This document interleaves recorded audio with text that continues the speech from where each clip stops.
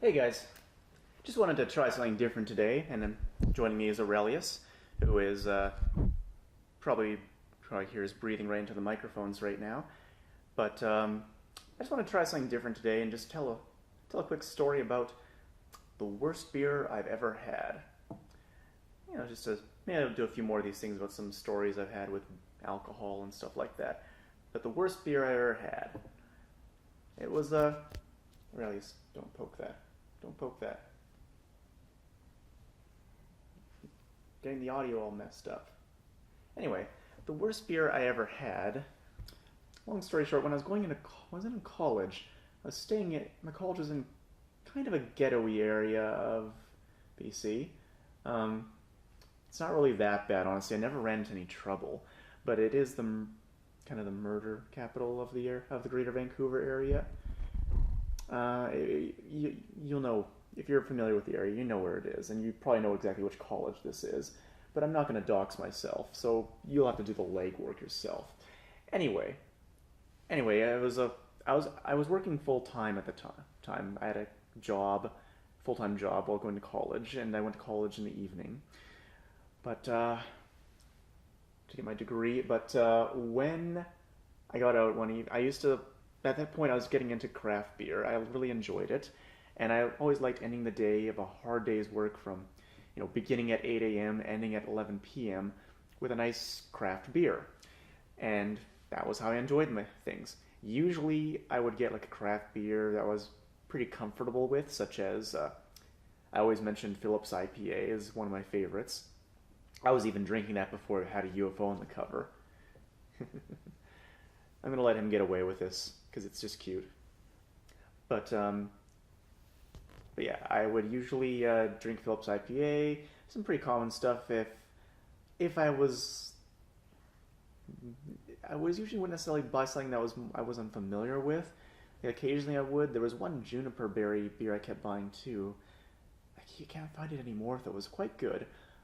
There was also, but usually I'd have to get back home in time, and I lived quite far away from where my college was, and get to one of the beer stores there in order to get it. However, this one time I got out at 11 p.m. and I had a choice. I could either go to the liquor store in the ghetto or get no beer at all. The fridge at home was empty. So I went to a pretty old, rundown BC liquor store. Actually, I can't remember if it was private or public. It doesn't matter. First thing I get in there, the speakers are blaring really loud Indian rap music. The guy behind the counter clearly looks like he's already drunk. And I realized their selection's pretty small, and I was just kind of wanting to get the hell out of there. So I look for the first thing I find. I find Granville Island. I see it's a special summer ale, and I'm like, okay, Granville Island, they're okay. I'll survive. You know, I don't think they're bad. Just they're pretty bland compared to some other ones. But anyway, this is a summer ale, so hey, it'll be quite neat. Picked it up, paid for it, got out of there, drove home about an hour later. Break open the box, and I crack a beer open, and I see something horrifying on the label. Apricot. Now this one's called now Granville Island has done a lot of summer ales.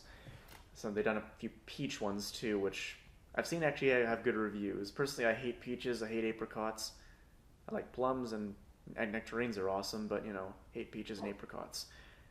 This one was their summer Hefeweizen or summer Weizen. You can find barely any information about it on the internet. If you look it up, you'll find one picture. And pretty much no reviews except for one blog post I found, which was positive. Now, I'd have to question that person's taste, honestly. So I crack it open, and I'm like, okay, apricot. I hate apricots. This is probably gonna suck, but maybe it's just code word for the hops. It's got hints of apricot in it. No real apricot. Well, I was right. It didn't have any real apricot in it as far as I could tell. What it tasted like was, imagine having like just a tonic water with a bit of alcohol in it. just fizzy water. And actually, imagine just having like a kokanee, something like that, or Molson, or Coors, Miller. Imagine ripping open a Kool-Aid packet of peach-flavored Kool-Aid, pouring it in there, and mixing it up. That's what it tasted like. It was not pleasant. I got maybe 3 sips in before I realized I could not finish it. It was absolutely vile. So I poured it out and I spat out the last gulp because it was just that vile. Now, naturally, I don't like apricots. I've never liked them. I think they look and taste disgusting. But it could have been that my taste got in the way. So the next Saturday, I had a barbecue at my place, and I told my friends about this beer, and 2 of them, I don't think they hate apricots. They don't hate apricots like I do, but I don't think they're necessarily fond of them. But I had them try it out, including one of them calling me a total pussy for pouring out the beer and not finishing it, and said he had finished the whole thing. He got 2 gulps in before he looked like he was about to puke. And the other one, he just looked... I wish I'd taken a picture of his face because you could pinpoint the exact moment that he realized he made a terrible mistake. And it was absolutely priceless. So, that's the story of the worst beer I've ever had. And, yeah, I can't really say I've had a vivid story like this for the worst... Oh, really? For the worst whiskey or the worst wine I've had. I can't even really necessarily name the worst wine I've had. Worst whiskey? I'd have to really think about that one. But this is probably the most vivid story I've had regarding the worst kind of alcohol I've had.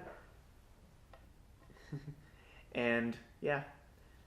I always like sharing that one because when it comes to some of these beers that are temporary, limited time only, our experiences with them are going to be the only living record of them. Granville Island doesn't list this one on their website anymore. The only resource I have for it is... Okay, I've got to let him not do that. The only resource I have for it is in a blog post. And these things will vanish eventually. That's why I like reviewing some of these limited time only ones.